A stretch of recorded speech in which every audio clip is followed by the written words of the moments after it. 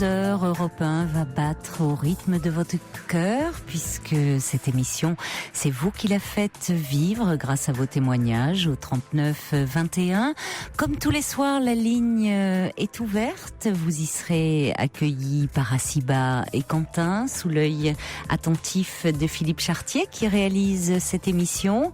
Et vous pouvez, bien sûr, à tout moment intervenir si une histoire vous touche, si vous vous retrouvez dans un témoignage, si vous pensez pouvoir apporter votre soutien.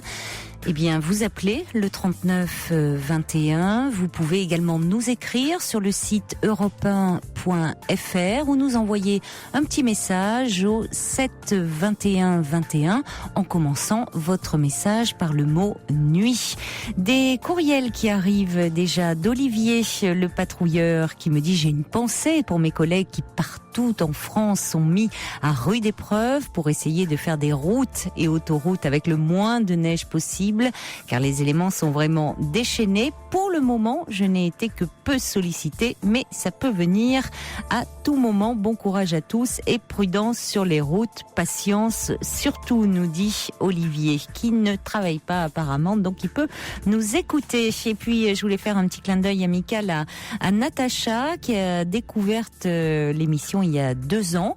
Elle a découvert un soir, comme ça, dans sa salle de bain. Alors, elle dit: je vous cache pas qu'au départ, la première année, j'écoutais que la première partie. Et puis, depuis plusieurs mois, je traîne de plus en plus dans la salle de bain le soir. Je me couche donc de plus en plus tard, car je n'arrive pas à me déconnecter. Mais vous faites une longue toilette, alors, hein? C'est pas une toilette de chat que vous nous faites, là, Natacha. On est ravis, en tout cas, que vous soyez avec nous. Et je voulais, une petite précision importante. Si vous voulez réagir à un témoignage, quand vous appelez le 39 21, vous faites bien choix 1, vous attendez d'avoir en ligne soit Assiba, soit Quentin, soit Justin, parce qu'en écoutant le répondeur, je tombe sur des réactions, vos réactions à des témoignages. Alors c'est dommage parce que vous réagissez, mais trop tard, on les a après l'émission. Donc surtout 39 21 choix 1, et vous attendez bien d'avoir en ligne l'une des 3 personnes qui vous répond au standard pour qu'on puisse bénéficier de vos réactions. Jusqu'à 1h sur Europe 1, Caroline Dublanche. Bonsoir Clélia. Bonsoir Caroline. Bonsoir. Merci beaucoup de prendre mon appel. Je vous en prie. Alors, je sais pas trop. Je vais vous expliquer. J'ai vécu pendant 3 ans une situation assez particulière en fait, parce que j'étais un peu, on va dire, amoureuse de quelqu'un. Oui. Mais il s'est rien passé du tout. Et j'ai eu une sorte d'obsession vis-à-vis de cet homme, une fixation. Et voilà, donc j'ai appelé cet été, j'ai parlé avec Sophie Peters. Oui. À l'antenne. Oui. Donc je lui ai expliqué ma situation. Pour lui parler de cette situation-là déjà. Oui, parce qu'en fait, voilà, j'habite dans un village, on va dire. Enfin, une petite ville. Et c'est une personne qui géographiquement n'est pas loin de là où j'habite. De cet homme dont vous me parlez? Oui. Et donc, en fait, au départ, je l'ai rencontré, on va dire, d'une manière... en fait, il travaille dans une boutique, en fait. D'accord. Et donc, voilà, et je sais pas pourquoi ni comment ça a commencé tout ça, mais j'ai commencé à faire une fixation et à le harceler en fait. De quelle façon vous le harceliez? Par téléphone, par texto, mais donc, en allant toute la journée devant son magasin. Enfin voilà quoi. Mais il vous avait donc donné son numéro de portable quand même? Non. En fait, je l'ai eu. Non. Je l'ai eu par un autre moyen. D'accord. Et vous alliez devant sa boutique et comment ça se passait quand vous alliez comme ça le voir? J'allais pas le voir lui précisément, mais Si vous voulez, après, en fait, les textos, ça a duré pendant 1 an à peu près, jusqu'au jour où et j'étais suivie en plus par, je faisais une thérapie en même temps. Oui. Mais j'en parlais à ma psychologue qui réagissait absolument pas. C'est-à-dire que je lui disais qu'il y avait un souci quand même parce que je me rendais bien compte que c'est pas une situation normale entre guillemets du tout quoi. Dans la mesure où j'ai pas 12 ans et enfin voilà quoi, je suis une adulte et oui, vous vous rendiez compte que c'était une véritable obsession. Oui, surtout que cet homme m'a, au bout de quelques textos, où en fait au départ je lui ai proposé en fait qu'on se voit, qu'on boive un café, enfin vous voyez j'ai pas, mais j'étais pas du tout dans la séduction, c'est-à-dire que j'y suis allée comme ça au culot en fait quoi. Et il m'a tout de suite dit non, d'une part, et d'autre part, au bout de 3-4 textos, un jour je l'ai croisé par hasard et il m'a dit fermement, écoutez, vous arrêtez parce que voilà quoi, je vous ai déjà dit non et donc voilà. Oui, donc il n'a vraiment, il n'y a eu aucune ambiguïté qui pouvait vous laisser penser qu'il y avait quelque chose de possible, hein? Non, c'est juste la première fois que je suis rentrée dans sa boutique, il a été aimable, un peu. Enfin, vous voyez comme ils font les vendeurs pour comment dire. Oui, bah c'est comme vous dites, c'est-à-dire que a priori, il a tout intérêt à être aimable et sympathique. Certaines ne le sont pas tous, malgré tout. Il y en a, vous rentrez dans leur boutique, ils font la tête, mais lui, il était avenant. Mais comme vous dites, comme quelqu'un qui a plutôt envie de faire bonne figure, bonne impression et qu'on lui achète quelque chose. Voilà, donc et puis bon, on a échangé quelques mots entre guillemets pas plus personnels, mais enfin bon, c'est resté très, voilà, c'était tout à fait normal quoi. Simplement moi, j'ai développé quelque chose qui m'a complètement en fait d'abord, ça m'a détruite psychologiquement cette histoire. Et jusqu'au oui. Ouais. Mais pourtant, Clélia, vous en parlez au passé. Je vous trouve maintenant d'une très grande lucidité, puisque au fond, vous dites bien, vous parlez de fixation, d'obsession. Vous dites bien qu'au fond, vous avez complètement fantasmé sur cet homme, mais qu'il n'y avait rien en retour de sa part, c'est-à-dire que vous n'êtes pas rentré dans un délire. Vous êtes sorti de ce délire. Quand je vous parle de délire, c'est parce que moi, en fait, quand je vous parle de fixation, bon ça d'accord, ça c'est. Mais le problème, c'est que j'ai cru en fait que je vivais une histoire. Je sais pas comment vous expliquer. Oui. J'ai cru que cet homme partageait mon délire. Enfin. Oui. Partageait entre guillemets mes sentiments. Enfin, c'était pas vraiment des sentiments dans le sens où je le connais pas au fond, mais oui, mais je comprends. J'ai cru être aimée en retour, si vous voulez, en fait. Et c'est pour ça que je vous parle de délire parce que j'ai vu un film en DVD qui raconte en fait une histoire semblable. Bon, alors évidemment. Lequel? C'est un film qui est pas très connu, qui est sorti il y a 3-4 ans, qui s'appelle Anna M, avec Isabelle Carré. Ah oui.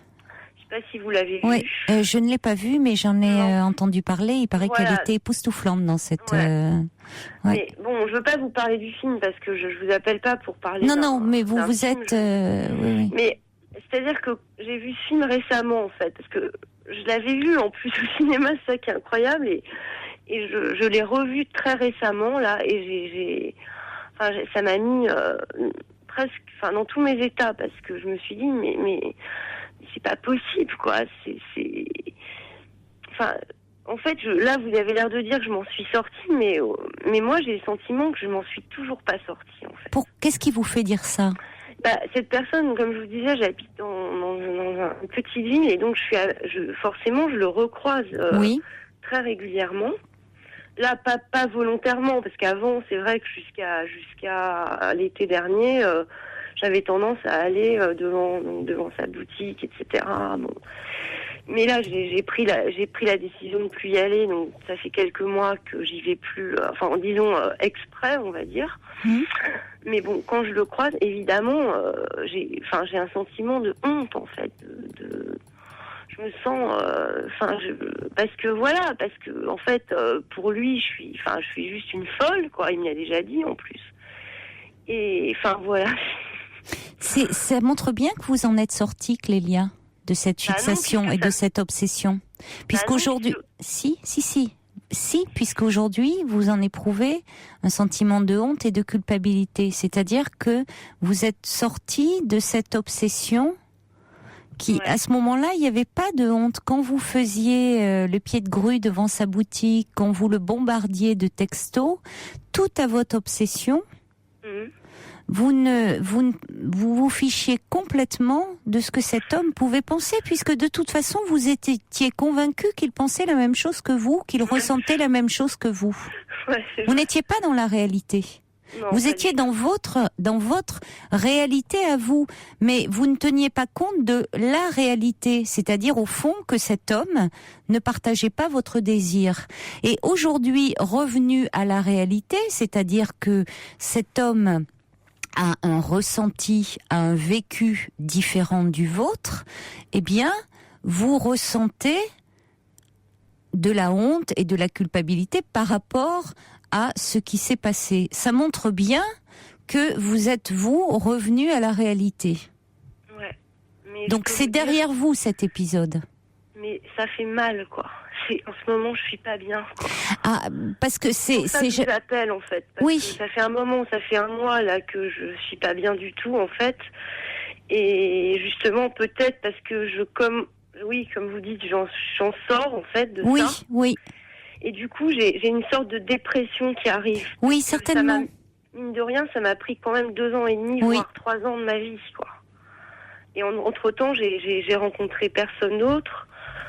En plus, je sortais d'une histoire très très difficile avec quelqu'un, donc mais si vous voulez, ce qui me dérange, en fait, bon, Sophie Peters m'a dit des choses, mais elle m'a dit aller travailler en thérapie, etc. Oui. Et elle a eu raison. À votre assistante au téléphone hier, c'est que, en fait, le thérapeute que j'ai vu là pendant 2 mois, je sais pas, j'arrive pas. Enfin, si vous voulez, dans les séances, ça bloque et j'arrive pas à lui parler de ça. Oui. Enfin, je lui en ai parlé, mais il n'a pas relevé. Donc ça m'a beaucoup énervée, je dois dire, parce que j'ai eu le sentiment de pas être comprise une fois de plus, quoi. En fait, si vous voulez, ce que je comprends pas, c'est pourquoi j'ai couru comme ça après une illusion. Oui, mais ça serait intéressant, effectivement, de comprendre.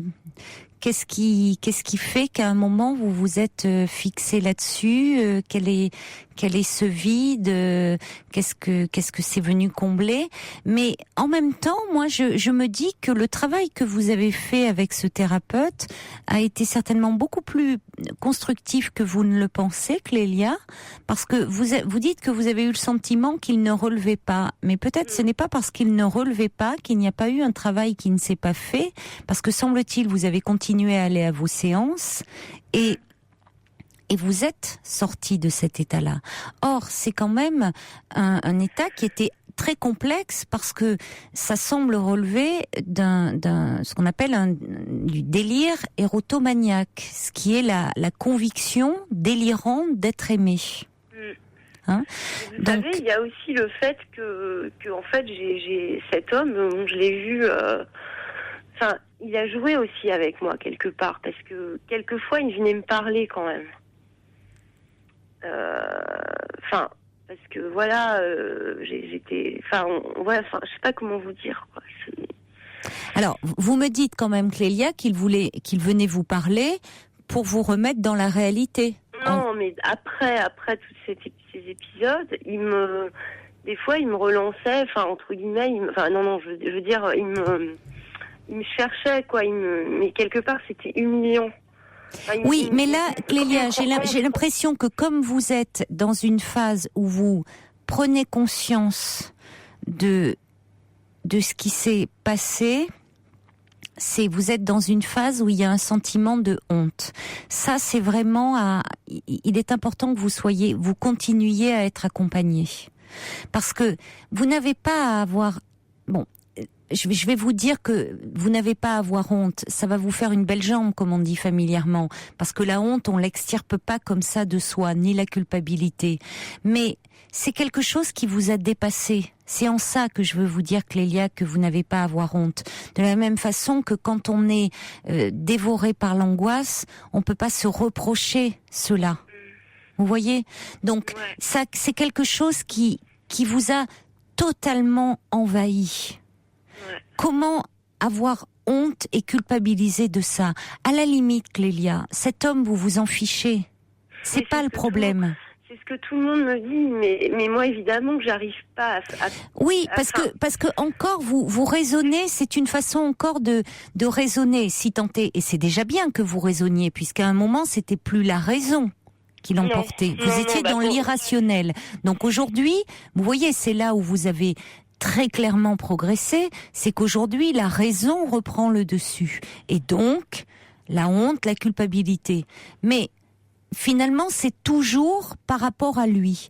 Or, vous l'avez très justement dit, qu'est-ce qui fait que, au fond, vous soyez laissé enfermer dans une telle illusion? Et là, ça vous ramène à vous, Clélia. Et c'est ce qui est important à travailler avec votre thérapeute. Et cet homme, c'est pas la question. Cet homme, c'est vraiment l'arbre qui cache la forêt. C'est là où on s'en fiche. Là, ce qui est important, c'est que vous avanciez. Et ça, vous allez pouvoir le faire. Et justement, là, j'ai le sentiment dans ma thérapie, de parler de choses qui sont, ça avance pas, quoi. Ça, je sais pas, je sais pas. Oui, mais alors je me demande. J'entends ce que vous me dites. Je comprends qu'il faut que en fait, moi, je pense que ça pourra plus jamais arriver. En fait, je referai plus jamais ça, quoi.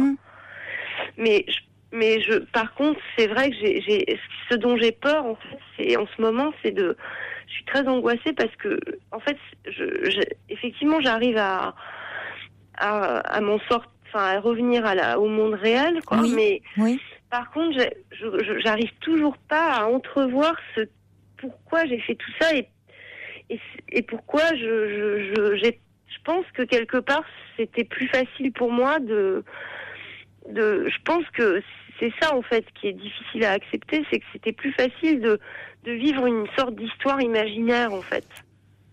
Peut-être. En fait, c'est ça, je crois. Ça me quelque part, j'ai écouté parce que j'écoute votre émission depuis le mois de mai dernier et surtout depuis le mois cet été, j'ai beaucoup écouté et en fait, je sais plus, il y a quelqu'un qui disait, je crois que c'était un homme, je crois que c'était avant-hier, je suis pas sûre, qui expliquait qu'en fait à chaque fois il était il essayait de rencontrer quelqu'un, qu'à chaque fois ça ratait à chaque fois ces histoires. Oui, je crois que c'était cette semaine. C'était cette semaine. Oui, en début de semaine. Oui. J'ai voulu appeler d'ailleurs et en fait, j'ai pas pu intervenir, mais parce que je voulais en fait raconter mon histoire suite à la sienne pour lui dire que moi, quelque part, c'est un peu pareil, c'est-à-dire que je m'arrange pour que de toute façon, ça puisse pas marcher en fait. En fait, j'ai l'impression que ça me réconforte que. Oui, dans l'imaginaire, vous pouvez faire votre propre scénario. Mais oui, parce que je pense que quand on veut que les choses marchent, quand on essaie de vivre, dans une relation, moi parce que j'ai pas réussi ma vie amoureuse, donc j'ai l'impression que je répète tout le temps des choses qui de toute façon vont mal finir, quoi. Le délire peut protéger d'une réalité qui est parfois insupportable.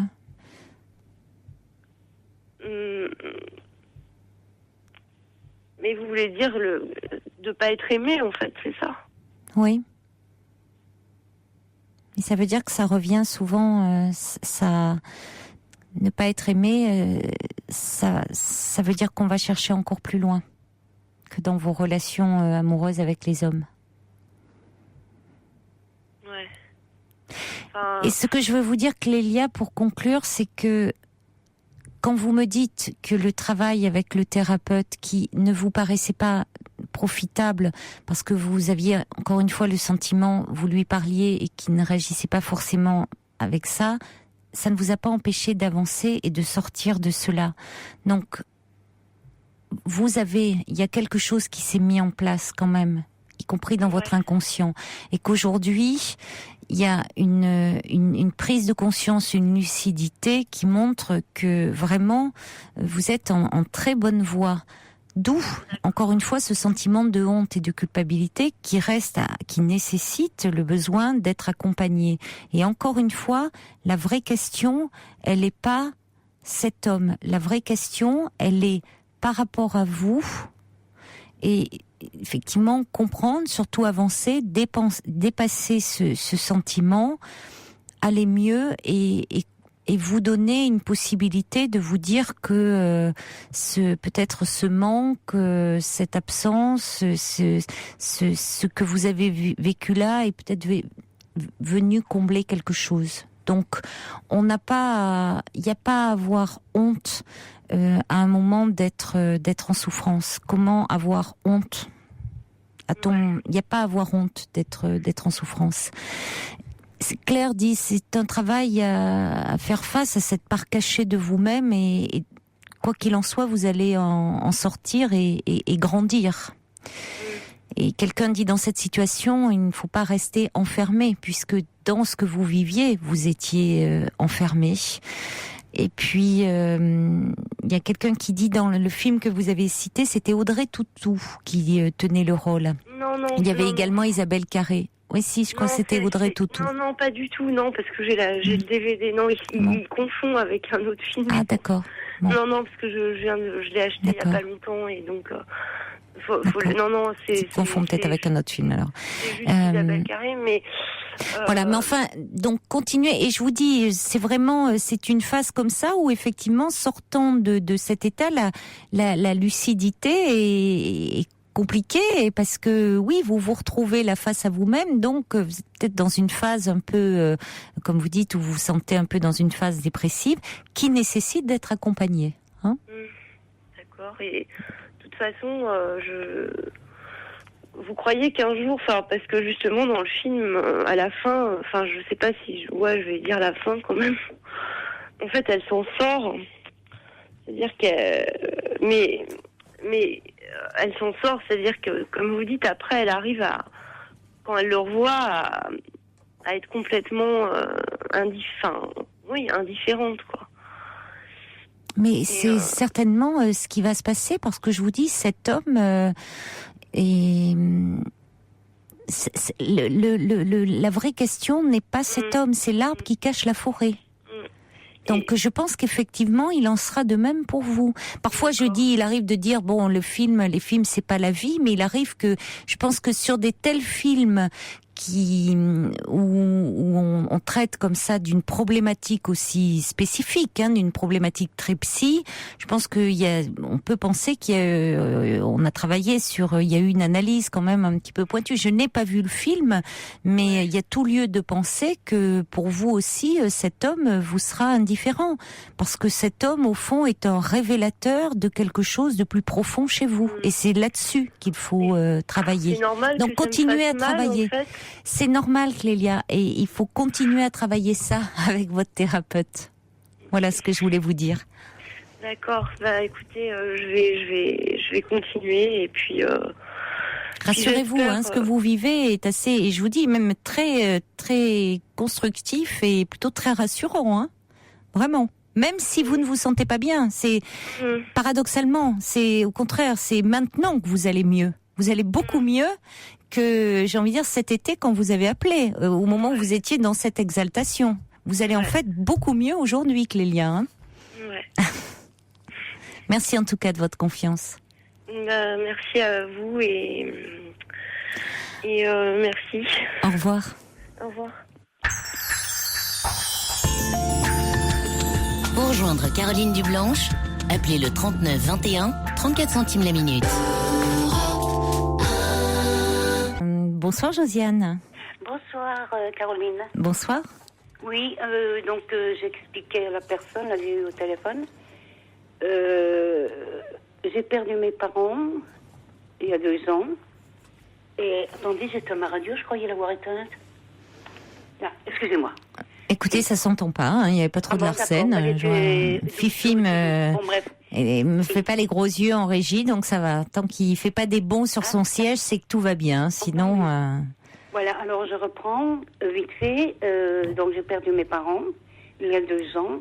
J'ai pas réussi à pleurer. Mon mari a eu un très très grave accident il y a 6 mois. Hospitalisé plusieurs mois. Bon, ça m'a fait quelque chose, bien sûr, et pour mes parents et pour mon mari. Je n'ai pas réussi à pleurer. Par contre, là où vous allez comprendre tout de suite, c'est que j'ai un chien. Quand mon mari a été hospitalisé, les 2-3 premiers jours, il ne mangeait pas, le chien. Et là, j'ai pleuré. Je voudrais que vous me disiez ce que vous en pensiez. J'arrive pas à pleurer pour l'humain. Et je pleure pour une bête facilement. Voilà le problème. Allô ?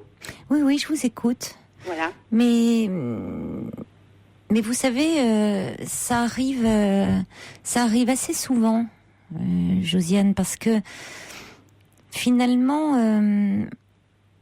les chiens, les animaux, il y a ce côté...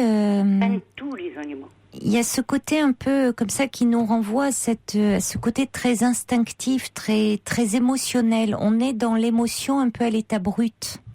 Avec des animaux.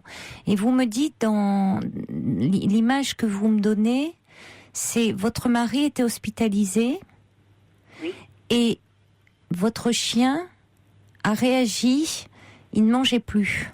Oui, ça a duré 2-3 jours. Oui, mais finalement, il a réagi tout de suite, votre chien. Hein, son maître n'était plus là, il ne s'alimente pas. Bon. Et au fond, par sa détresse, vous vous identifiez aussi à lui. Et il vous a permis aussi d'exprimer votre peine. Oui, et de faire sortir ces larmes qui ne sortaient pas. Oui, d'accord. Ah, oui, d'accord. Ah, oui, d'accord. Oui, c'est l'analyse que vous faites. L'animal, c'est aussi... on peut s'identifier à l'animal. Pourquoi croyez-vous qu'on raconte aux petits-enfants beaucoup d'histoires où il y a des animaux ? Parce que les petits-enfants s'identifient aux animaux. Ah oui. Oui, mais alors ce que je ne comprends pas, c'est de ne pas pleurer pour les humains. C'est ça que je ne comprends pas.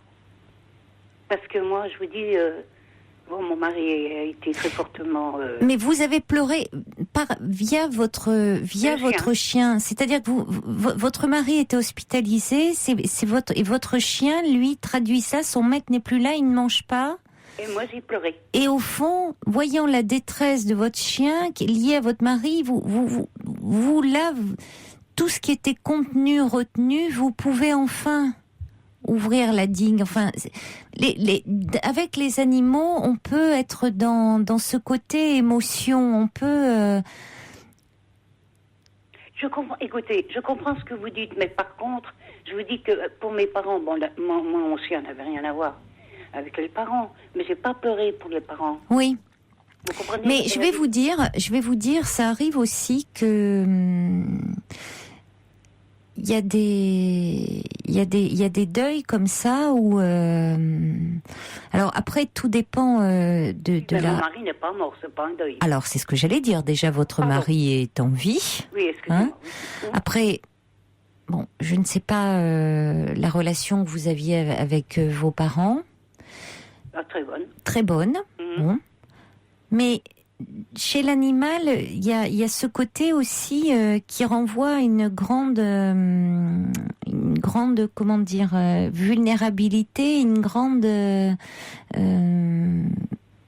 dépendance. C'est-à-dire un peu comme chez les tout petits enfants. Ah oui. C'est-à-dire ils sont complètement dépendants de nous.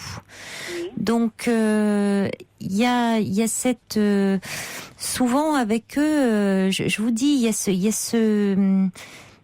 a cette, on peut facilement déjà s'identifier à eux, et puis il y a un réflexe souvent de protection, ce qui fait que leur souffrance nous est souvent insupportable. Pour ceux, évidemment, qui aiment les animaux. Pour ceux qui ne les connaissent pas, souvent ceux qui ne les aiment pas, c'est parce qu'ils ne les connaissent pas, passent à côté. C'est-à-dire qu'ils ne comprennent pas qu'on puisse avoir de la peine parce qu'un animal souffre. Oui, je pense que les gens, je ne sais pas ce qu'ils en pensent, mais bon, Oui, mais parce que l'animal nous permet, si vous voulez, de retrouver des émotions. Ça se passe de mots avec l'animal. Oui. Justement, donc avec lui, on est dans ces émotions, on est dans le toucher, dans le contact. Regardez un petit enfant avec un animal. Il est dans le contact, dans le toucher, il y a une complicité qui s'établit avec lui, d'emblée, souvent. Et quand je vous parlais de ces livres pour enfants, où parfois on raconte des choses, comment expliquer parfois même des choses difficiles, des enfants, parler de la mort aux enfants, souvent on le fait avec des personnages, avec des animaux, parce que l'enfant va s'identifier très facilement à l'animal. Et nous, même adultes, on garde cette âme d'enfant. Et donc,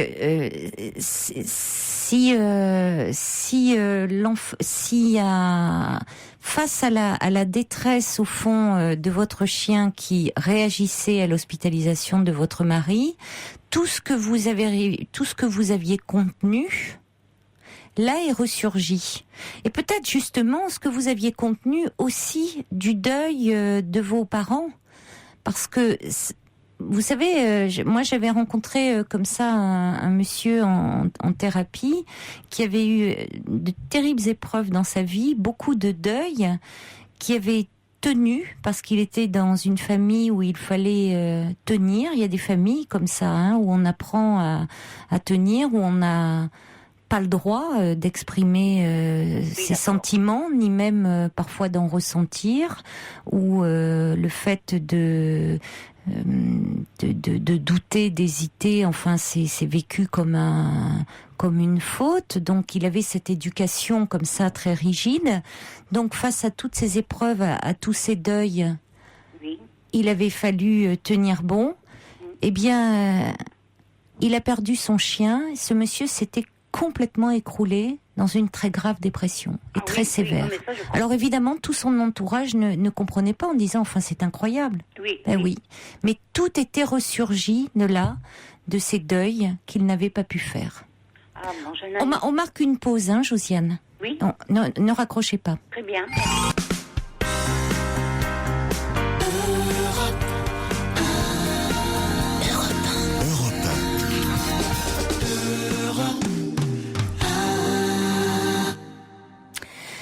Voilà, Josiane, on se retrouve. Moi, je pense par rapport à ce que vous me dites, quand vous dites finalement, je peux pleurer, je peux pour un animal et pas pour un humain. Je pense pas que ce soit de ça dont il s'agit.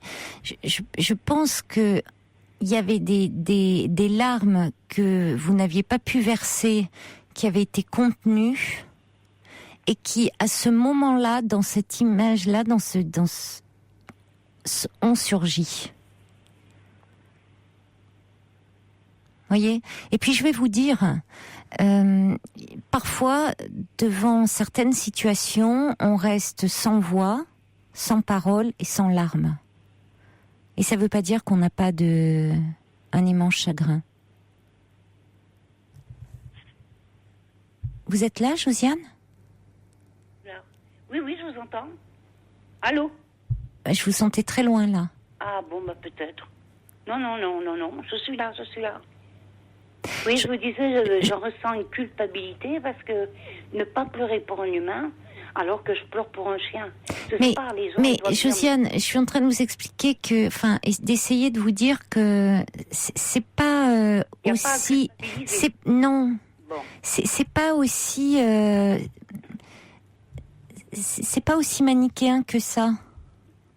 Je pense que les larmes qui ont surgi à ce moment-là, c'était des larmes, qui étaient là, mais qui n'avaient pas pu s'exprimer auparavant. et qu'elles ont surgi à ce moment-là. Et puis je vais vous dire encore une fois, il y a des moments dans la vie où même ceux qui ont des mots, qui pensent pouvoir toujours mettre des mots sur certaines situations, restent sans parole et voire même sans voix. Et face à certaines situations, on est tellement sidéré par la douleur qu'il n'y a pas de larmes.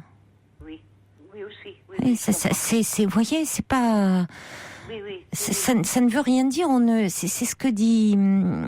C'est ce que je reçois un message là de Tom qui dit, vous savez, le malheur, la peine se mesure pas à la quantité de larmes qu'on verse. Oui, et puis, et j'ai beaucoup de messages. Ça fait beaucoup réagir. Il y a Doudou qui dit aussi les animaux représentent les enfants, les petits enfants, les animaux. C'est aussi l'innocence. Donc ça nous fait réagir beaucoup émotionnellement. Il y a ça aussi, c'est ce qui fait que ça réveille beaucoup de choses en nous. Donc, il y a quelqu'un qui dit, moi je comprends cette dame, j'ai pleuré beaucoup pour ma chienne recueillie 10 ans plus tôt, plus que pour certains membres de ma famille. Il y a Ninon qui dit, merveilleux animaux, le fait de vous inquiéter de ne pas pleurer, c'est une preuve de votre sensibilité.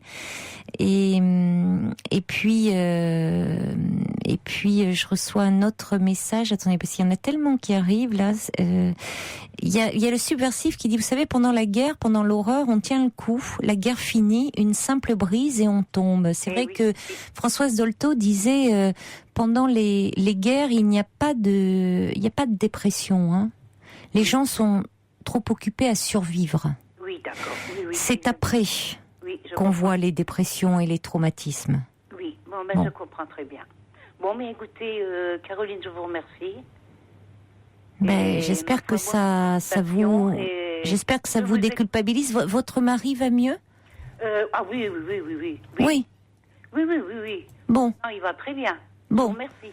Bon, donc votre petit compagnon remange. Ah oui. Bon, mais c'est l'essentiel alors.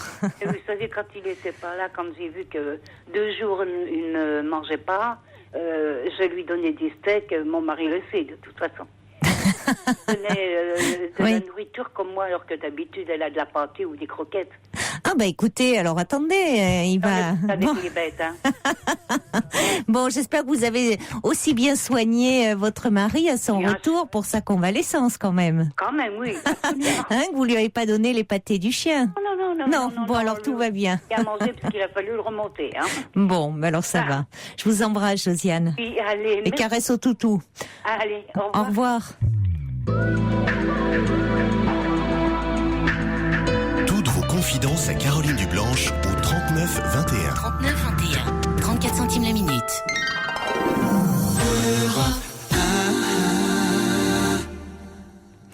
Il y a Guy qui dit, les animaux sont tellement fidèles et reconnaissants. Il me dit même plus fidèles et reconnaissants que les humains. Oh Guy, non, des humains quand même aussi qui sont extrêmement fidèles.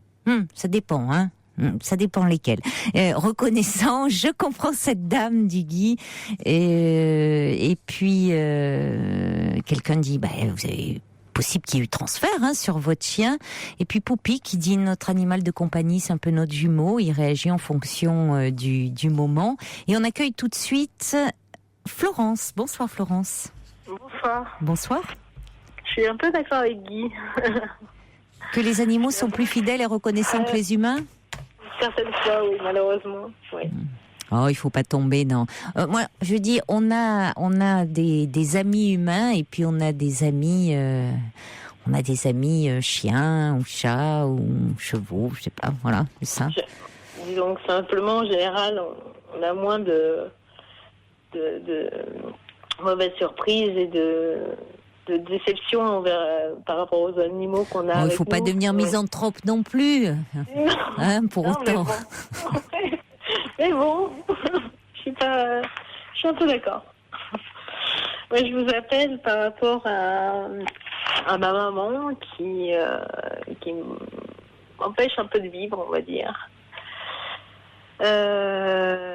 j'ai 2 enfants, j'ai 40 ans, j'ai découvert l'amour avec une femme il y a peu de temps.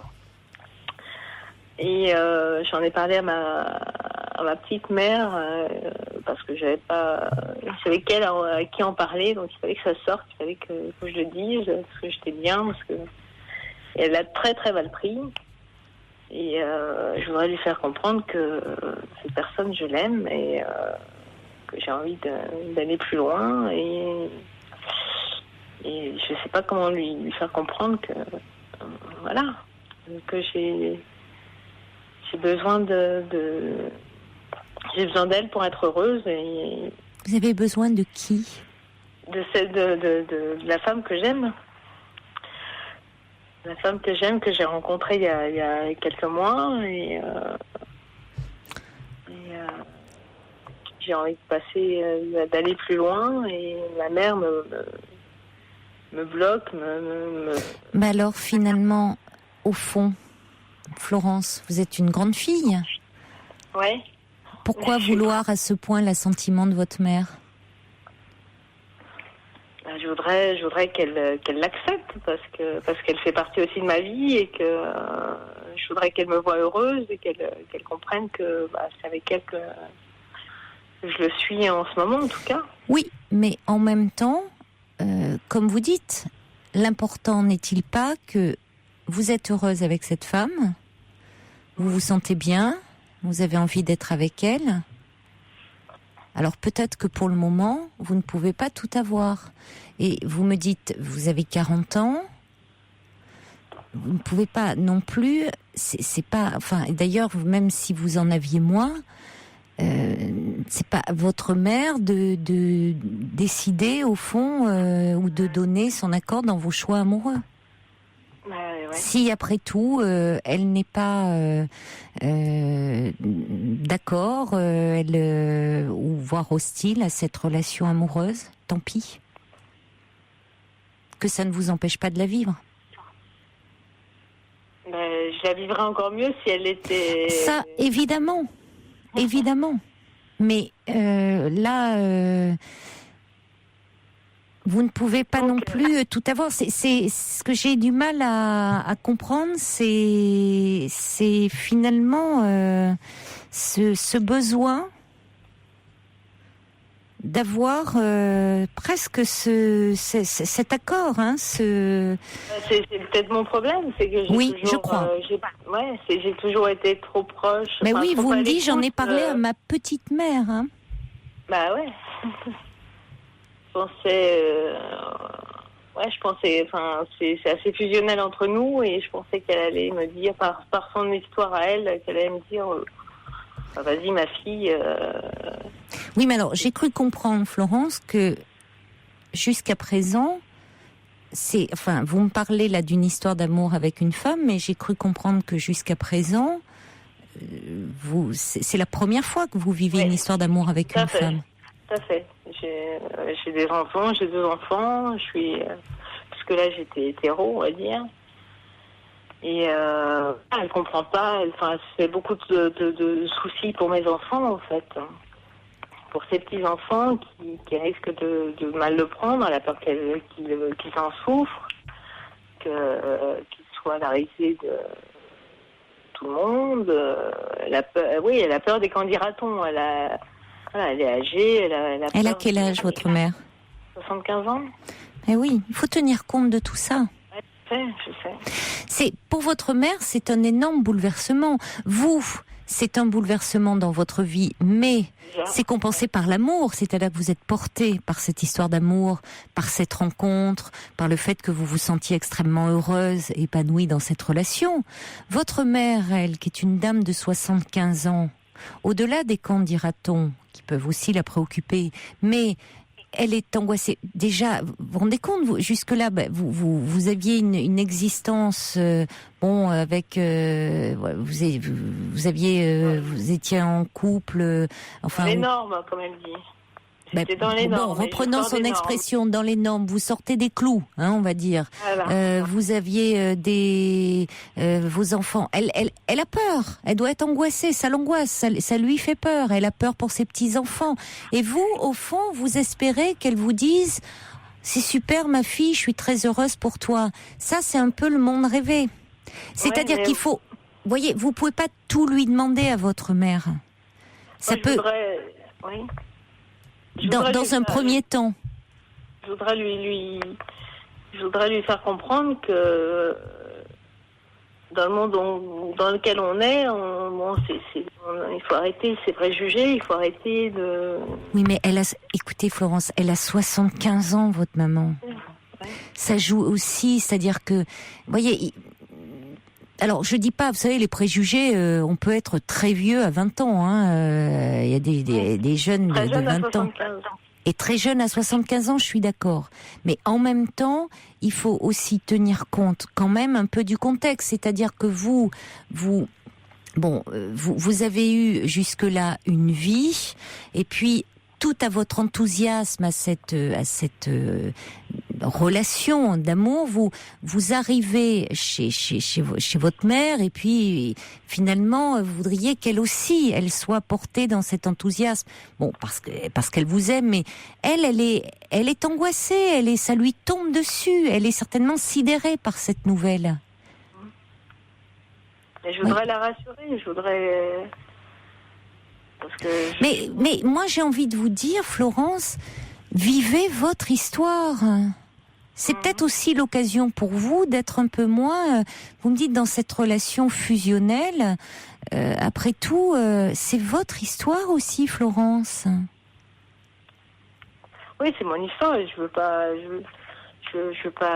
l'arrêter pour ça. Mais je voudrais la calmer, justement. Oui, mais bon, alors en même temps, la rassurer, c'est peut-être justement un peu moins lui en parler. Ouais. C'est un peu moins lui en parler, c'est-à-dire que après tout, vous avez votre vie de femme. Et elle vous regarde il s'agit pas de vous cacher, mais c'est votre vie à vous. Et faire un peu la part des choses entre ce qui relève de votre vie et ce qui relève de la vie de votre mère. Mais elle le sent, elle sait que, même si je lui en parle pas, elle sait que je vois oui, mais non, mais attendez, vous allez pas. Mais vous me parlez par moments un peu comme une adolescente, c'est-à-dire même si vous lui en parlez pas, elle sait que vous vivez pas avec elle. Non, je vis pas avec elle, c'est sûr. Non. Je vis pas avec elle, mais voilà, j'ai pas envie de lui mentir, j'ai pas envie de... Mais il s'agit pas de lui mentir, mais à la limite, vous n'étiez même pas... vous aviez quand même la possibilité d'avoir une vie amoureuse sans forcément en parler à votre mère. J'ai fait une grosse bêtise en lui en parlant, ça c'est sûr. Je pense. Je sais pas, depuis combien de temps êtes-vous avec cette femme ? 4 mois, 3 mois. Une grosse bêtise, je sais pas, mais vous vous êtes un peu précipité. Ouais. Oui, c'est sûr. Parce qu'il y avait pas urgence. Non. Il y avait pas urgence parce que c'est vrai que c'est finalement l'angoisser pour. Oui, alors que bon, au fond, il est plus important de vivre votre histoire et vous verrez bien ce qu'elle adviendra. Vous êtes encore dans quelque chose d'avoir besoin, oui, c'est ça, de sa reconnaissance. Alors, il y a quelqu'un qui me dit, je comprends Florence, on a toujours peur de décevoir sa famille, d'où la nécessité morale d'avoir en quelque sorte leur agrément, c'est légitime.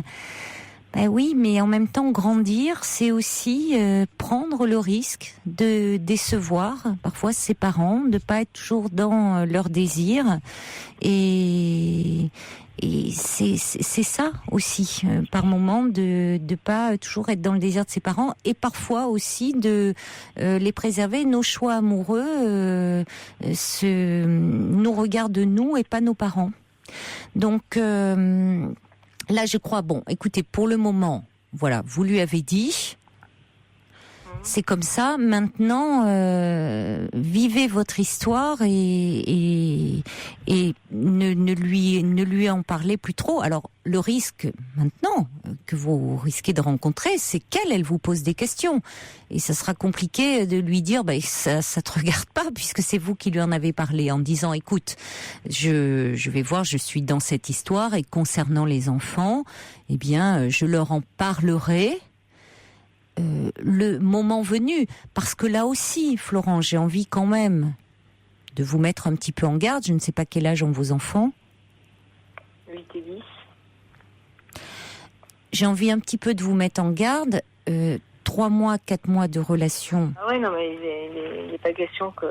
Voilà, c'est encore un peu tôt. Vivez votre histoire de votre côté, donnez-lui le temps, soyez à la découverte, vivez-la pleinement. Mais vos enfants, pour le moment, tenez-les un peu à l'écart aussi de tout ça. C'est votre vie à vous. Je vais vous lire quelques réactions qui arrivent pour vous. Y a Céline qui dit « Il faut toujours avoir un jardin secret. Vous êtes adulte, ne mélangez pas tout. » Ninon dit « Votre mère verra bien que vous êtes heureuse. Pas la peine d'insister pour partager et la rassurer. » Et puis Jean-Louis qui dit « Ah, parfois on rate de bonnes occasions de se taire. » Il y a... Donc, il y a quelqu'un qui dit oui, c'est important d'être aimé par sa mère pour ce qu'on est, mais pensez avant tout à votre couple. Votre mère est d'une autre génération. Et puis le subversif dit vous avez 40 ans, ne réduisez pas votre amour à une provocation. Voilà. Donc il y a Julie qui dit question de génération, vivez cet amour pleinement. Donc, mais gardez surtout votre jardin secret, Florence. Voilà, pour le moment. Merci en tout cas de votre confiance. Au revoir. Au revoir.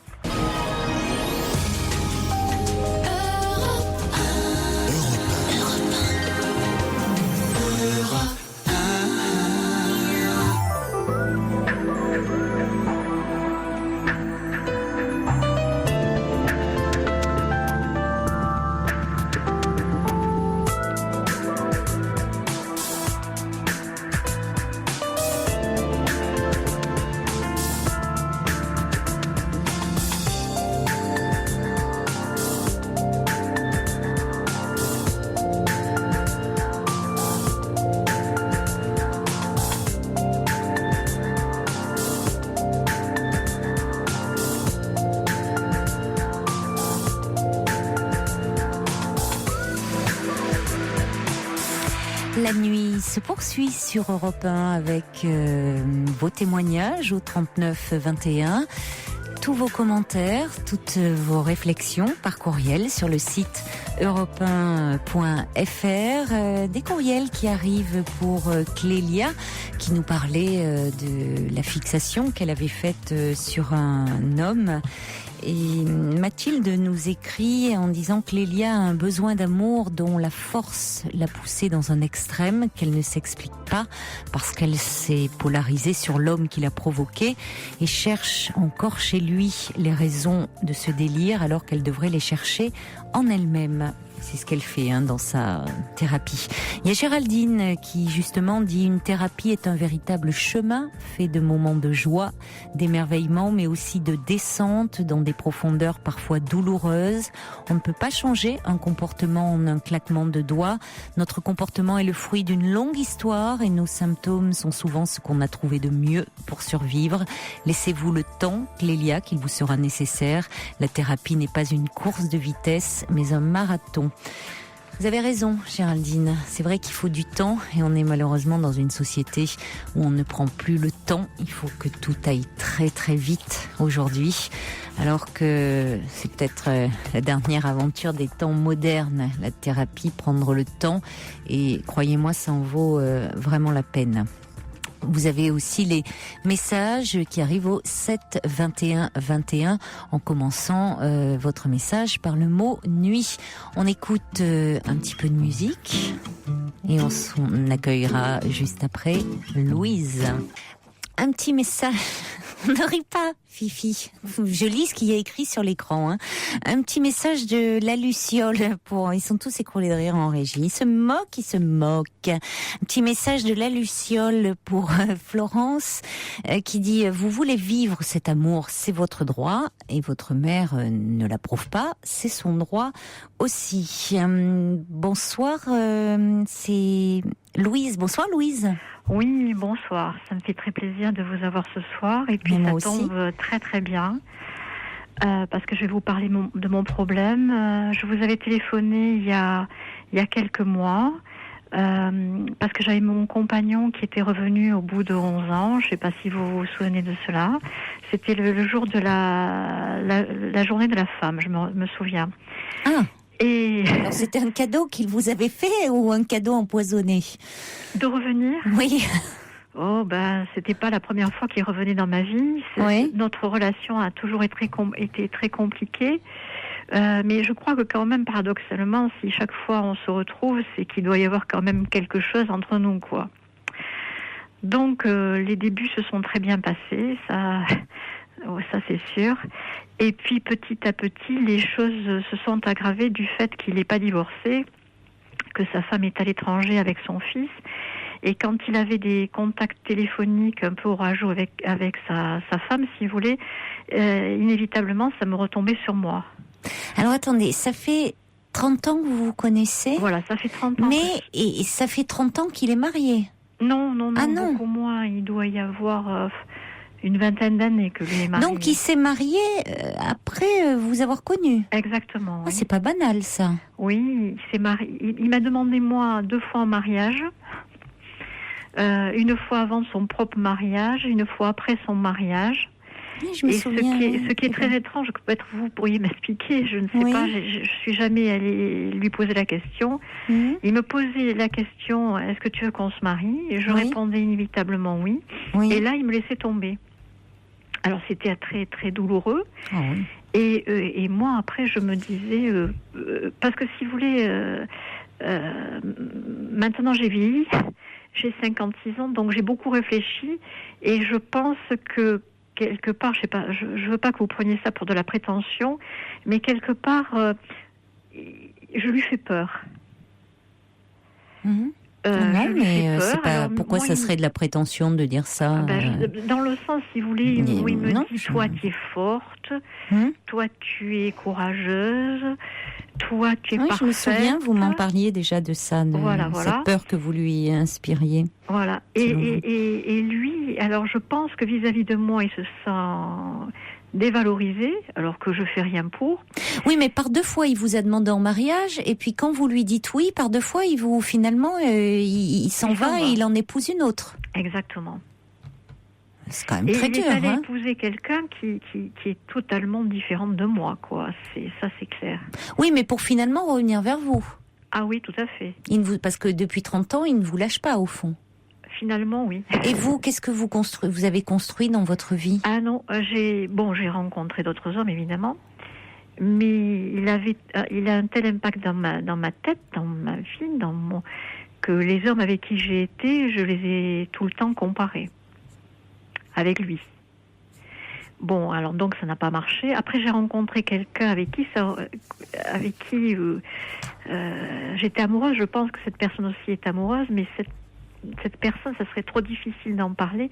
Elle ne peut pas avoir des relations avec des femmes. Bon. Donc encore situation compliquée. Vous allez toujours dans des situations compliquées, Louise. Voilà, tout à fait. Oui.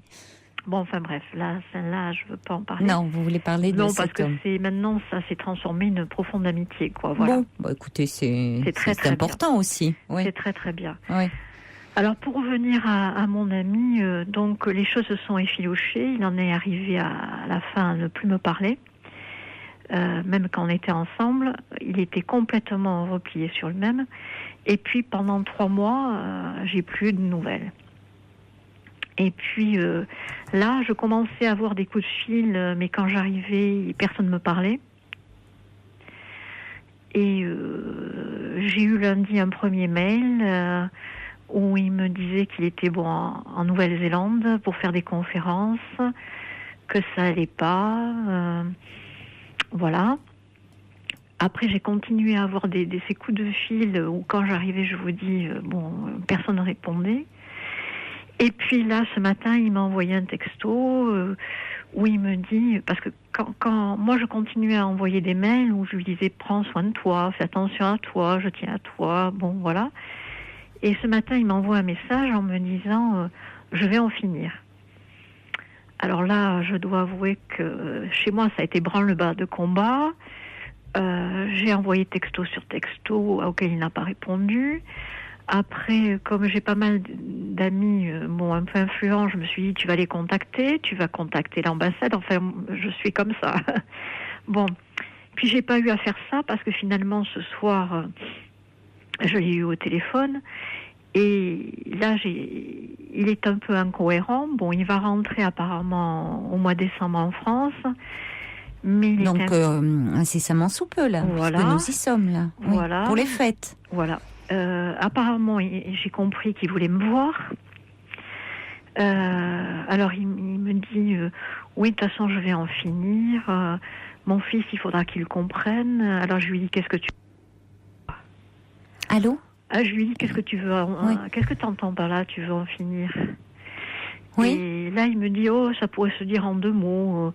Mais non, je préfère t'en parler quand je serai là. Vous voyez, je sens quelque part qui veut. Oui, c'est une façon de vous dire, il veut en parler de visu. Voilà.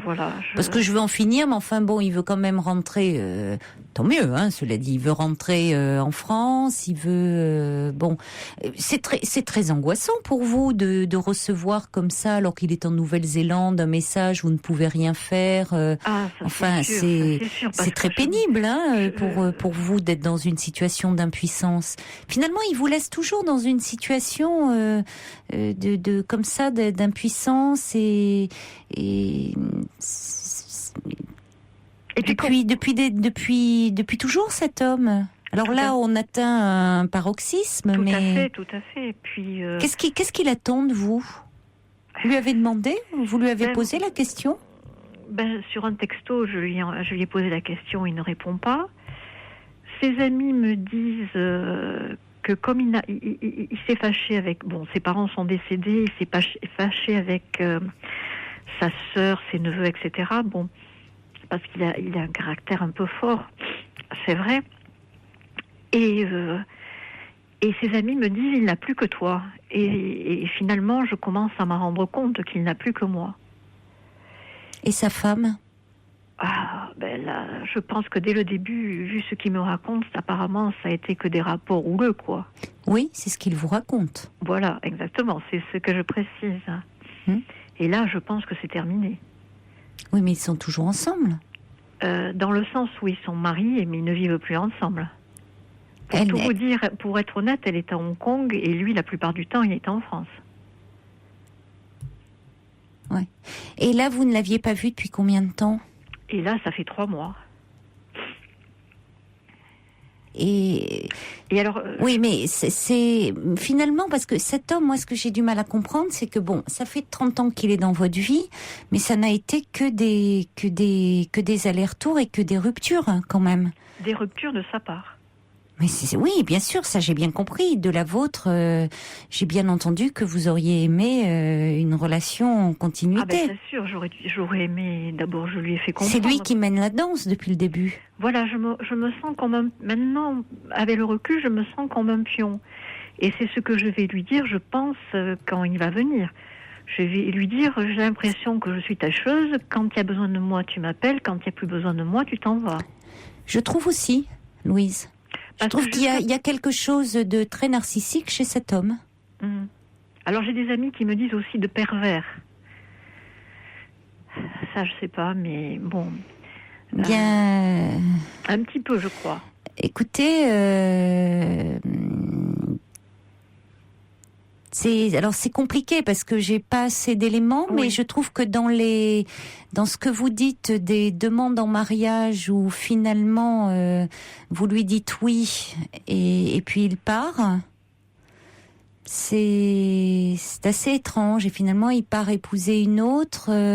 Il y a quelque chose. Il vous maintient.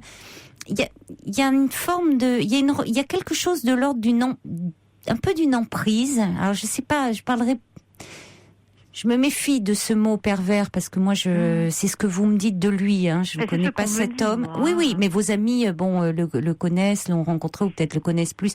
Moi, je ne le connais pas cet homme. Je le connais à travers ce que vous m'en dites.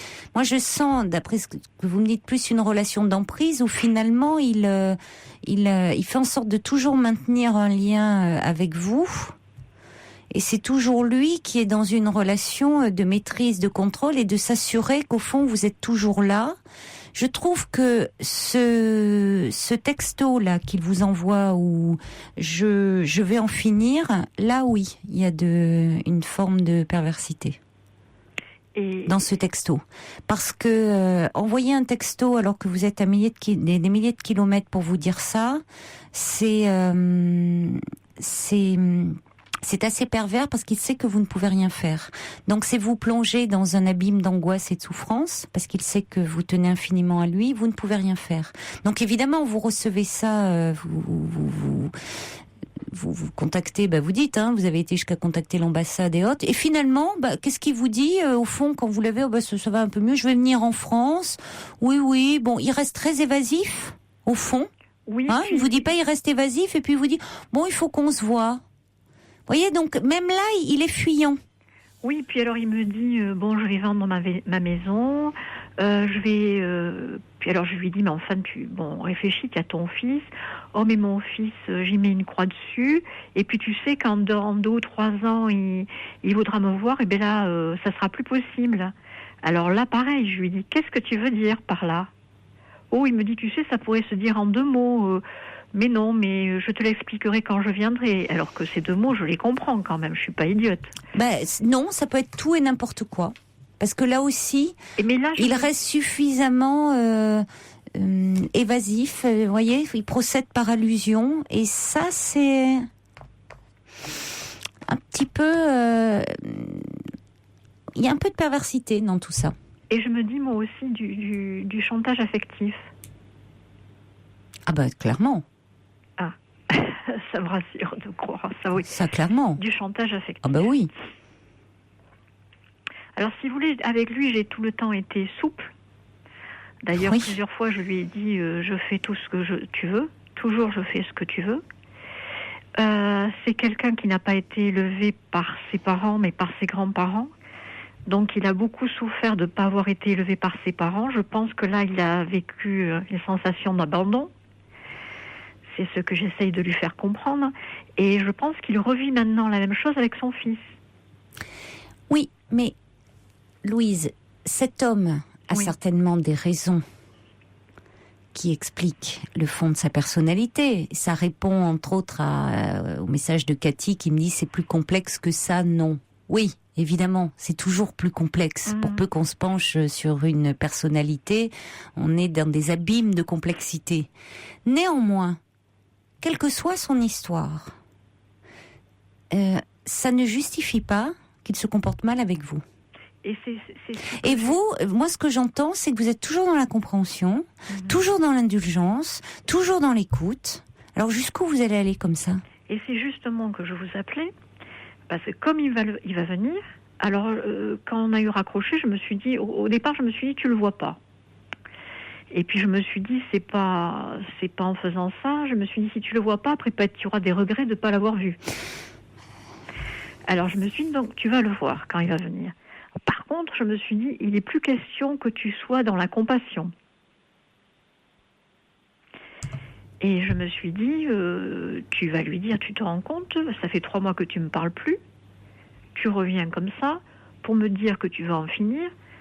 Pour le mettre face à ses responsabilités quelque part. Et pourquoi il ne vous parlait plus? Il me parlait plus.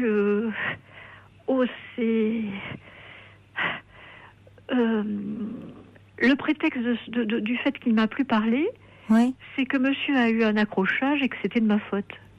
Un accrochage en voiture. Mais c'est dérisoire. Voilà, exactement. C'est très puéril. Voilà, je trouvais pas le mot. Tout à fait. Voilà. Oh là là, oui, en effet. ça s'est déclenché. Comment vous pouvez accepter ça? Parce que à ce moment-là, je me disais, il a d'autres problèmes et c'est qu'il est mal. Oui, dans mais sa peau. Louise, vous me parlez beaucoup de cet homme, mais vous? Mais oui, mais qu'est-ce qui fait que vous acceptez ça? Parce que voilà, mais maintenant, je me dis, tu ne peux plus accepter ça. Ah oui. Voilà, là, je me dis, tu ne peux plus accepter ça. Et là, quand il va revenir, comme je vous le disais, c'était un peu pour voir ce que vous en pensiez.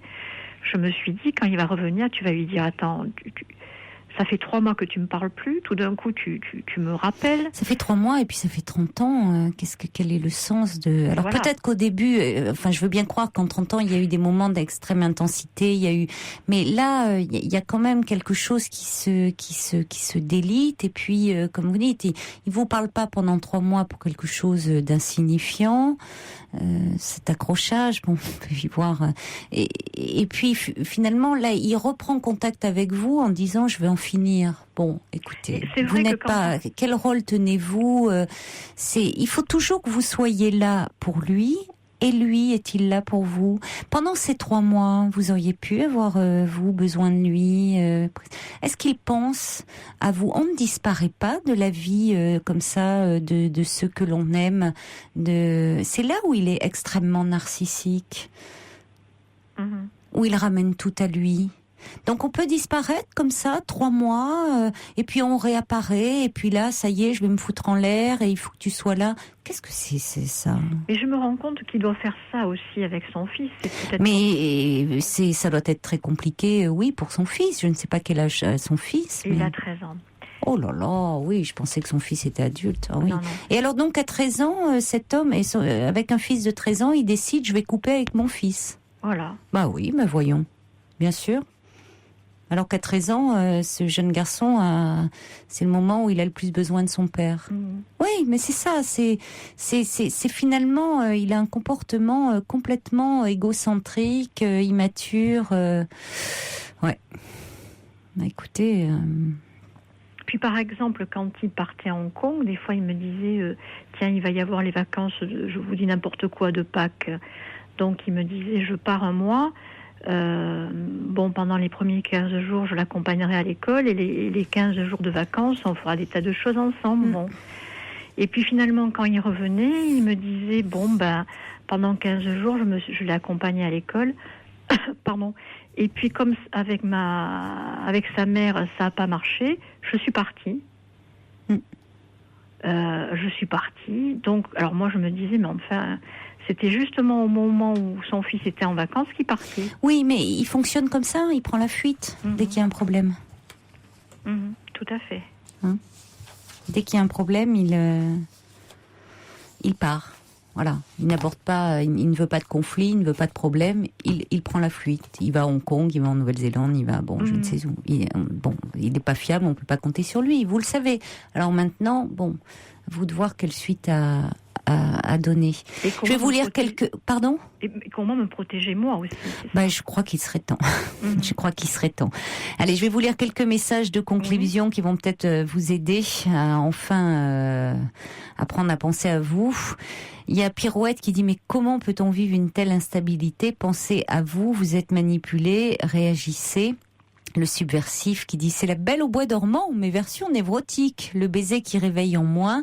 Vous continuez justement à dormir parce qu'il ne vous embrasse pas. Debout, réveillez-vous. Brigitte qui dit, avez-vous parfois cherché à vous éloigner de lui? Comment a-t-il réagi? En même temps, il y a eu que ça, des éloignements, des retours, des éloignements. Il y a l'Éridan qui dit, la relation que vous décrivez ressemble à un nœud coulant. On dirait que vous fréquentez l'ombre d'un homme qui vit l'ombre d'une vie. C'est très joliment dit. Un message qui dit, mais cet homme joue avec vous. Il y a Sébastien qui dit, quelle difficulté, Louise, pour vous de subir ces allers-retours, ces ruptures depuis 30 ans. Ne vous oubliez pas dans cette histoire. Un autre message qui dit, arrêtez d'être sa bouée de sauvetage. Et puis le subversif qui dit, ça serait important de vous allonger peut-être sur un divan et de comprendre le lien névrotique qui vous enchaîne à cette indécision. Vous vous sortirez de ce sommeil aux airs de mauvais rêves. C'est ça, hein, parce qu'il y a vraiment un lien dont je suis assez d'accord. Hein, que vous aurez besoin d'une aide extérieure parce que vous semblez tel que vous le décrivez, vous avez conscience de certaines choses, mais ça fait 30 ans que la relation dure et face à cet homme, je crains que toute votre conviction, la façon dont retombe en fumée parce qu'on voit bien, il vous envoie ce mail ce matin, vous appelez l'ambassade, vous appelez tout. Donc dès qu'il vous appelle, il y a quelque chose en vous qui fait que vous êtes irrésistiblement attiré. Il y a quelque chose c'est un aimant pour vous. Donc je pense aller travailler ce lien avec lui pour vous défaire. Il y a quelque chose dans cette relation vraiment à comprendre.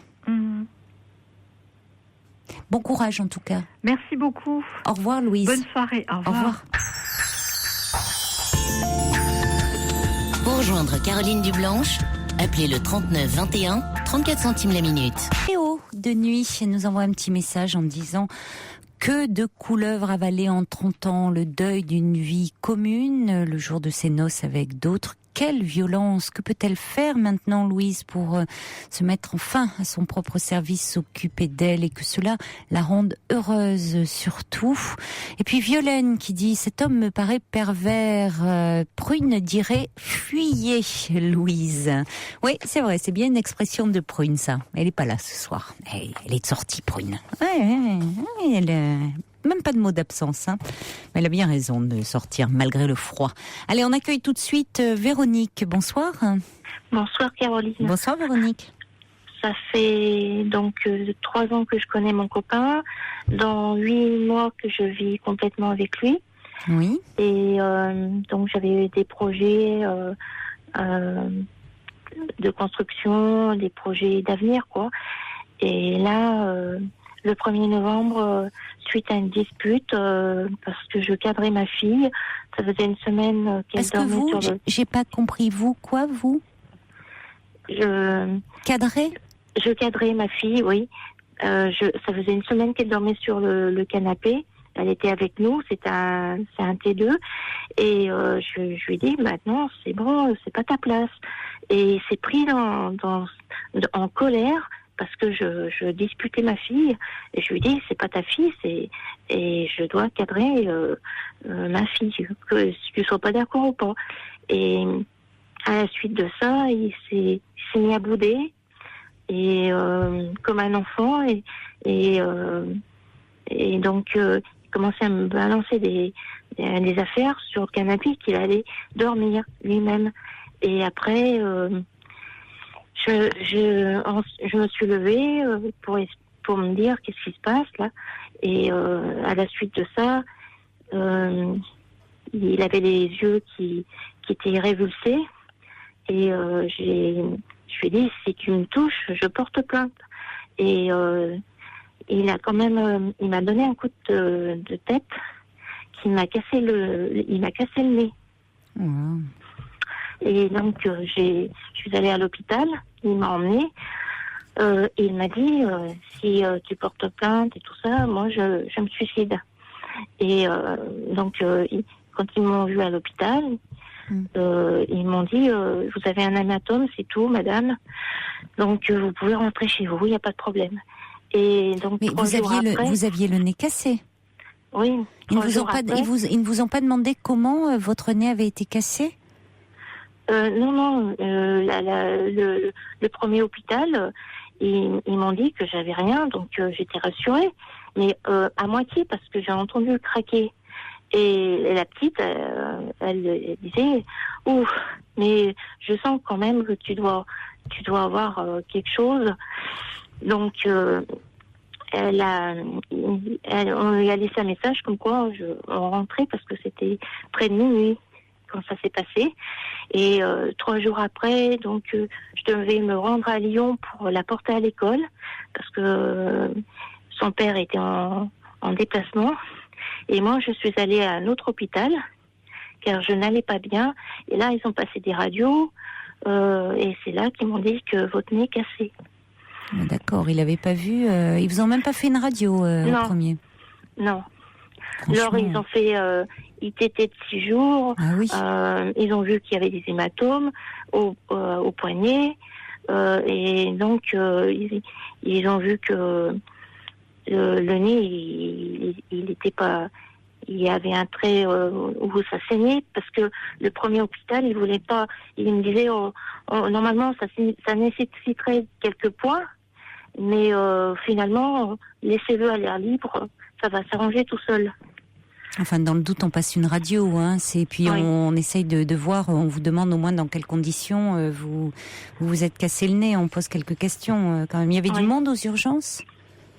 Non, je suis rentrée donc par une autre porte que je connaissais pas. On m'a dit c'était là. Alors je suis tombée tout de suite sur un interne. Et, oui, dans le deuxième hôpital, vous avez été bien reçu.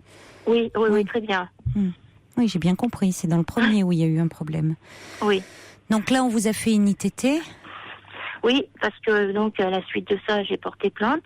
Donc le premier certificat médical, ils ont dit vu qu'il n'était pas cassé, ça va s'arrêter sans doute là. Oui.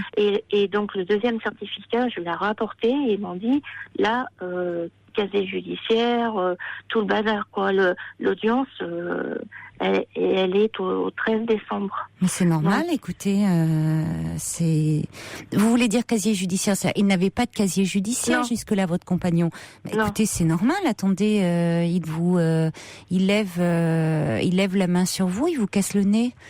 C'est normal qu'il soit déféré devant un tribunal, que vous avez très bien fait de porter plainte. Oui, parce qu'on m'a dit que c'est au moins qu'il réalise lui-même qu'il a fait quelque chose de grave. Bien sûr. Et pour lui, pour vous, c'est déjà très très important, et pour lui aussi, parce que sinon ça banalise complètement. Et il faut qu'il se rende compte en passant, en étant devant le tribunal, il y aura peut-être, on va lui proposer d'être suivi par la suite, qu'il puisse parler de ses pulsions, de quelque chose qu'il ne peut pas contrôler. Il faut qu'il aille parler de qu'est-ce qui fait qu'à ce moment-là, il n'a pas pu se maîtriser, contrôler cette violence. Oui. Hein, c'est quand même c'est grave. Vous étiez présente, il y avait votre petite fille présente aussi qui a assisté à cette scène. Donc c'est important là qu'il y ait un rappel à l'ordre, à la loi. Hein. Oui, bien sûr. Mais là, si vous voulez, je suis un peu perdue parce que mes projets, je sais plus quoi faire pour l'instant. Puis je ne vais pas à l'audience. J'ai demandé à un avocat de me représenter pour ce qui va se dire, quoi. Et à la suite de ça, je sais pas comment ça va aboutir, mais l'enfant, enfin, elle me disait je l'aime, maman, je l'aime. Oui, d'accord, mais ça m'a fait un peu reculer dans les projets, quoi. Et c'est douloureux tout ça. Oui. Qu'est-ce qu'il y a d'un côté votre fille qui est attachée à cet homme, et vous? Et bien moi, depuis le 1er novembre, je suis en survêtement pour dormir. Voilà, je suis plus. Il y a eu une cassure, je suis plus comme avant, quoi. Avec lui, et bon, tout en essayant de comprendre, mais si vous voulez, j'ai passé un scanner et là on m'a trouvé que j'avais une déviation du côté du côté gauche, et donc je l'ai su aujourd'hui. Je suis allée voir le médecin, le compte rendu donc du scanner, et là ça me fait mal, quoi. Parce que et vous vivez toujours ensemble? Là, ça fait une semaine à cause de la neige que j'ai pas pu aller à Aix-les-Bains, Et ça fait que je me suis un peu fait une réflexion sur lui et moi. Oui, Bon, mais est-ce que vous vivez sous le même toit? Oui. Ça fait 8 mois qu'on dort. Non, mais ça, j'ai compris. Oui. J'ai compris, Véronique. Mais là, Oui. là, actuellement, là, ces jours-ci, vous vivez sous le même toit? Je suis chez... donc, on est séparés avec le père de Léa. Non, mais j'ai Et- compris, Véronique, mais Oui. c'est là où on se comprend pas. Oui, Avec l'homme qui vous a frappé, là, oui, est-ce que vous vivez ensemble, là, actuellement, là, ces jours-ci, Oui. là? oui. Mais il va passer au tribunal, là, et vous continuez à vivre ensemble? J'ai toutes mes affaires qui sont là et ce que je comptais faire, c'était... Oh là, c'est compliqué. Enfin, je savais plus. C'est pour ça que je vous appelle pour voir ce que vous en pensez. Est-ce qu'il faut pardonner Oh là là, moi je sais pas, c'est pas en termes de pardon, hein, c'est que c'est pas, on n'est pas dans le pardon, dans la rédemption ou je ne sais quoi. Cet homme, il faut impérativement qu'il aille parler de ce qui s'est passé et de cette violence-là, parce que si je comprends bien, ce qui a déclenché les choses, c'est que votre petite fille de 8 ans dormait avec vous. Oui, sur le canapé. Depuis combien de temps? Ça faisait une semaine depuis les vacances scolaires. Elle a pas sa chambre? Si, justement, nous on dormait dans le salon et donc. Et pourquoi depuis une semaine elle était venue dormir avec vous? Parce que elle a peur et puis donc il lui faut toujours la lumière et commencer à dire oui mais il vaut mieux que tu viennes sur le canapé comme ça et t'es avec nous, t'as pas peur. Voilà. Et pourquoi elle a peur?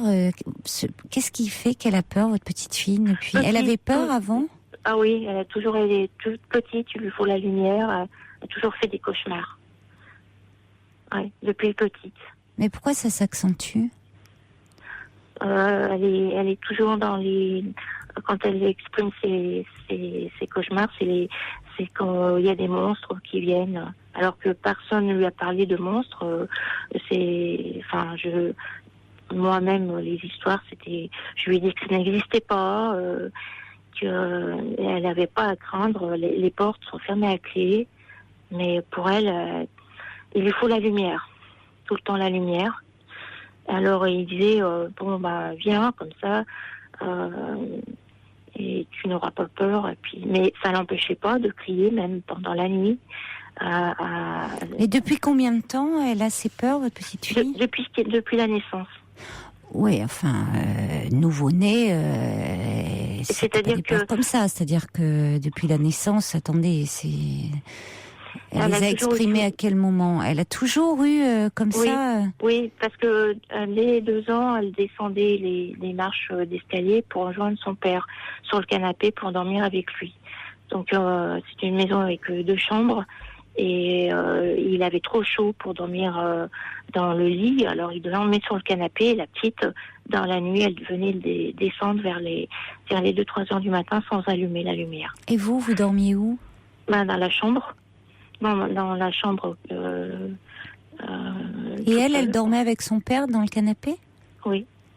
Alors, vous ne dormiez pas ensemble? Elle dormait lui à côté et elle d'un autre côté. Elle était apaisée parce que nourrisson déjà, elle dormait sur lui comme c'était un petit poids. Elle est née à 2,2 kg, donc elle a toujours toute petite dormi avec son père. Et il la mettait sur son ventre et puis ils dormaient tous les deux pour me laisser me reposer. Et puis après, elle a pris l'habitude et elle a jamais. Mais ça veut dire qu'avec votre ex-mari ou votre ex-compagnon, oui. vous dormiez dans la chambre et lui dormait dans le canapé. Oui. Vous faisiez chambre à part. Oui. C'est étrange. Vous étiez un jeune couple. Oui. Vous n'aviez plus de relations sexuelles. Non. Donc c'est pour ça que ça a fait que moi j'ai connu. Oui. Écoutez, moi je m'interroge quand même, Véronique, par rapport aux peurs de votre petite fille. ça serait important qu'elle puisse en parler, parce qu'une petite fille qui a 8 ans continue à avoir peur comme ça des monstres, a besoin... Comment ? Sinon, elle est suivie par un pédopsychiatre. C'est bien. Depuis combien de temps ? Depuis la naissance, elle est Mais non, suivie. pas depuis la naissance. Vous me dites ça depuis la naissance. C'est pas... C'est-à-dire que depuis la naissance, je veux dire, depuis qu'elle a 1 an, et qu'elle avait 9 mois, on est allé consulter. Parce que je suis allée à l'hôpital pour secteur mère-enfant, pour essayer de, comme j'ai eu un accouchement difficile, de me mettre avec d'autres mamans qui étaient fatiguées. Voilà. Donc elle a fêté les 1 an à l'hôpital, mais c'était on rentrait chez nous. Hein. C'était pas, on n'était pas là-bas à la semaine. D'accord. Et donc, elle suit toujours la pédopsychiatre. C'est la même pédopsychiatre qui la suit depuis ces 9 mois. Elle la voit une fois par mois. Oui. Elle lui a déjà dit que les monstres, ça n'existait pas, tout ça. Mais les monstres, ça a beau ne pas exister, ça a une signification dans la tête de votre petite fille. D'accord. Et pour une petite fille, avoir un couple de parents qui... c'est pas la place d'une petite fille de dormir auprès de son papa. Hein ? Oui. De dormir alors que vous dormiez dans votre chambre et elle dans le canapé avec son père, c'est pas la place d'une enfant. Et s'il y a quelque chose d'angoissant dans cette situation. Alors là, il y a quelque chose qui se rejoue pour elle, et dans cette situation où finalement, vous vous disputez autour elle doit partir du canapé et elle, ça déclenche une scène de violence. Elle a été témoin de cette scène de violence. C'est aussi très encore ça va réactiver beaucoup d'angoisse chez elle. Il serait important que vous rappeliez la pédopsychiatre pour qu'elle puisse la voir peut-être avant je sais pas, à moins qu'elle ait une séance là prochainement. Là, on l'a vue il y a 2 jours. D'accord. Donc, elle a pu parler de ce qui s'était passé, votre petite fille. Non, elle a tout gardé en elle, parce qu'elle savait pas s'il fallait le dire. Et moi, quand vous avez pu parler, vous, à la pédopsychiatre, de ce qui s'est passé. Oui. Bon, donc elle est au courant. Oui. Donc la pédopsychiatre sait ce qui s'est passé. Oui. Bon, d'accord. Donc l'important, c'est que la pédopsychiatre sache ce qui s'est passé, et pour le moment, votre petite fille, ça montre à quel point ça l'a traumatisée. Elle ne peut pas encore l'extérioriser, que ça soit sous forme de dessin ou sous forme de parole. Mais elle finira par l'exprimer. Dans ce contexte-là, pourquoi votre compagnon, lui, qu'est-ce qu'il n'a pas supporté dans cette réaction ? Je ne sais pas. Moi, dans ce contexte-là, voyez, on est très loin de dois-je pardonner ou pas. Je trouve que dans ce contexte-là, la priorité, c'est quand même la protection par rapport à l'enfant, et vous, que lui déjà fasse une consulte. Vous devez impérativement mettre ce principe-là, c'est-à-dire vous ne pouvez pas, il n'est pas envisageable de poursuivre une relation s'il ne fait pas un travail de son côté. C'est-à-dire que là, c'est pas une question de pardon, c'est qu'il puisse lui parler, aller se faire aider, faire une thérapie, parce que il y a tout lieu de penser que s'il ne fait pas une thérapie, un travail sur lui-même, ça recommencera, Véronique. D'accord. C'est-à-dire qu'à un moment, ce qu'il n'a pas pu maîtriser de sa violence, ça peut redémarrer pour n'importe quel autre motif. Oui. Et des plus futiles. Oui. Donc, c'est la condition sine qua non à lui poser. Ça fait 1 an qu'il a arrêté le joint. Oui, mais le joint, ça rend plutôt stone, ça rend pas agressif.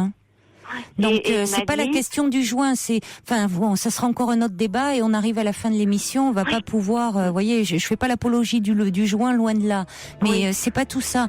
Mais franchement, qu'il aille consulter, et vous, pour le moment, dites-lui, je suis désolée, qui se trouve là, qu'il aille habiter ailleurs. Vous avez besoin pour le moment de faire le point, qu'il aille consulter, et vous verrez ce qu'il en est de votre relation plus tard, quand il aura fait une démarche de son côté. D'accord ? D'accord. Bon courage, Véronique. Au revoir. Merci, Caroline. Au revoir. Caroline Dublanche sur Europe 1. Alors merci à Philippe qui nous a transmis les coordonnées des films concernant l'érotomanie. C'est le film Anaëm de Michel Spinoza avec Isabelle Carré et Gilbert Melki. Clélia avait raison. Et puis il y a aussi le film À la folie pas du tout, et celui-là est joué, interprété par Audrey Tautou.